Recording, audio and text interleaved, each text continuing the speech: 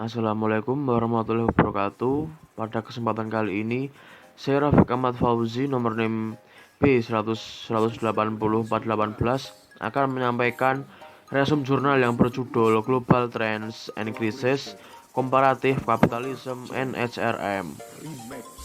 Masalah yang melatar belakangi peneliti untuk melakukan penelitiannya yaitu untuk mengulas dan mengkonsolidasikan literatur terbaru tentang analisis kelembagaan kooperatif dan menghubungkannya dengan krisis akademik, kontinuitas, keragaman terbatas, dan perubahan dalam praktik HRM antar negara.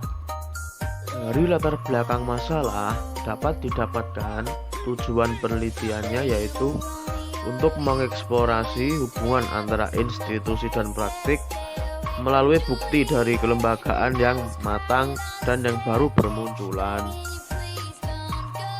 Dari beberapa hasil penelitian tentang institusi dan praktik, saya hanya akan mengambil dua contoh saja. Yang pertama yaitu Argentina dan Chile, yang meneliti tentang interaksi antara sistem pembayaran dan pengaturan kelembagaan dengan dinamika pasar tenaga kerja internal dan eksternal atau ELM terhadap proses pembayaran dan kemajuan karir bagi lulusan pria dan wanita di sektor perbankan Argentina dan Chile. Yang didapatkan hasil yang menunjukkan bahwa sistem hubungan industrial Argentina lebih inklusif, diperkuat oleh perjanjian pembayaran kolektif di perbankan dan ketidakstabilan ekonomi beberapa tahun terakhir yang telah membatasi mobilitas antar perusahaan dan menghasilkan efek distribusi gaji yang lebih netral gender bagi lulusan. Sebaliknya, sistem penetapan upah di negara Chile yang lebih terdesentralisasi dan digerakkan secara individual mendorong lulusan Chile untuk lebih reaktif terhadap peluang ELM untuk meningkatkan upah mereka. Tetapi mobilitas yang lebih besar ini menguntungkan lulusan laki-laki daripada lulusan perempuan karena perempuan cenderung lebih terikat pada organisasi mereka dan juga menemukan bahwa posisi tawar-menawar upah mereka melemah akibat stereotip gender.